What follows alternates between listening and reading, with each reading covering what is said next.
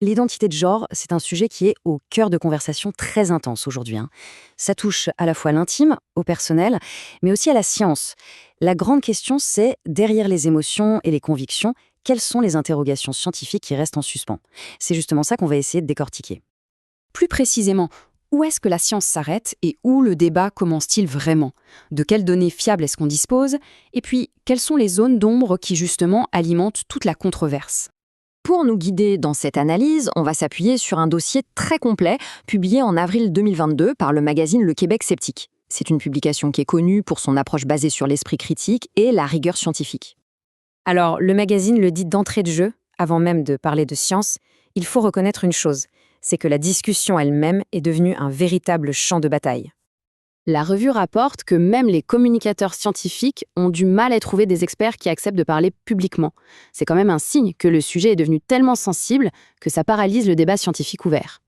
Et selon le magazine, ce climat de peur a un effet direct. Il freine la recherche.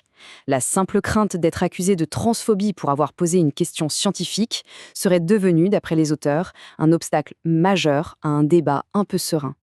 Bon, au-delà de cette polarisation, quelles sont les questions médicales, très concrètes, qui sont au centre des préoccupations? Le dossier s'est penché sur les risques et sur les données qu'on a aujourd'hui. D'abord, pour qu'on soit tous sur la même longueur d'onde, la publication définit ce qu'est la dysphorie de genre. C'est ce sentiment, cette détresse qui est vraiment au cœur des interventions médicales qui sont proposées. Et pour bien comprendre l'urgence ressentie par beaucoup de gens, le magazine cite un chiffre qui est assez alarmant.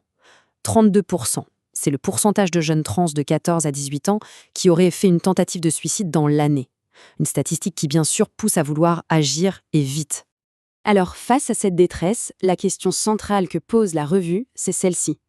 Est-ce que les interventions médicales actuelles sont vraiment la bonne réponse pour réduire ce risque de suicide? Et c'est là que ça se complique un peu. Le magazine met en lumière des données qui semblent se contredire. D'un côté, on a une étude de 2020 qui suggère que les bloqueurs de puberté réduisent les pensées suicidaires, et de l'autre, une très grande étude néerlandaise, sur le long terme, qui, elle, ne trouve aucune diminution significative du risque. Ce manque de consensus scientifique, c'est précisément ce que le dossier cherche à souligner. Face à cette incertitude médicale et à une augmentation très rapide du nombre de cas, le magazine explore une autre hypothèse. Une hypothèse assez controversée, celle de la contagion sociale. Cette théorie, elle s'appuie sur des statistiques assez spectaculaires. Au Royaume-Uni, par exemple, le nombre d'adolescentes qui demandent des traitements a explosé de 4400% en moins de 10 ans.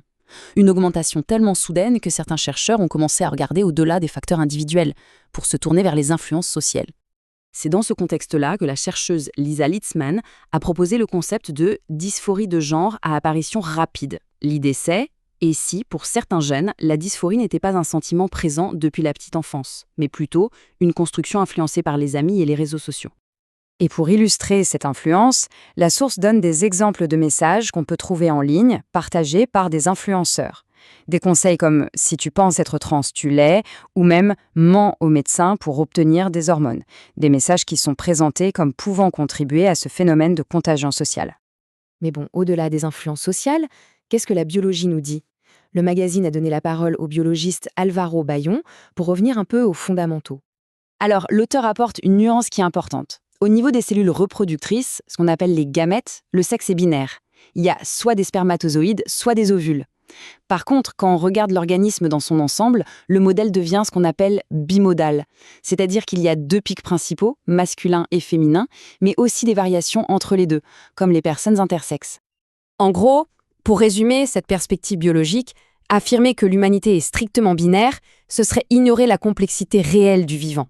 Même si, bien sûr, la très grande majorité des gens se situe bien dans l'une de ces deux catégories principales. Cette redéfinition du genre, qui se situe entre biologie et ressenti, a des conséquences très concrètes. Et le dossier se penche, pour finir, sur un des points de friction les plus vifs. Quel est l'impact sur les droits des femmes? C'est cette citation de Simone de Beauvoir, reprise dans un des articles, qui donne le ton. Elle souligne l'idée que les droits des femmes sont le fruit de longues luttes et qu'il ne faut jamais les tenir pour acquis.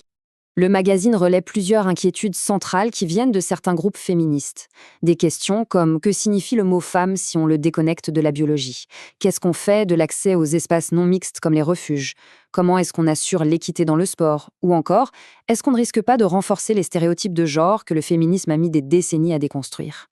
L'argument de fond, tel qu'il est présenté dans le magazine, c'est celui d'un conflit potentiel entre deux logiques de droit. D'un côté, des droits qui sont basés sur le sexe biologique, et de l'autre, des droits basés sur l'identité de genre ressentie.